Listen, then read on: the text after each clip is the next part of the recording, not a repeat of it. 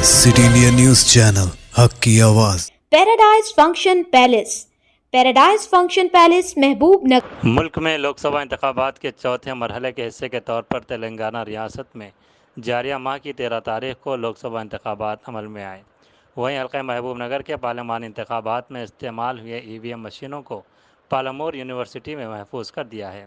ज़िला SP Harshvardhan IPS ने आज EVM मशीनों को महफूज किए हुए स्ट्रांग रूमों का दौरा करते हुए इंतजामात का जायज़ा लिया।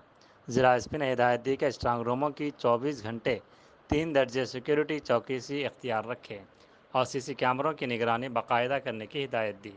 इस मौके पर additional SP Ramulu, AR additional SP Suresh Kumar, DCRB DSP Ramana Reddy मौजूद थे।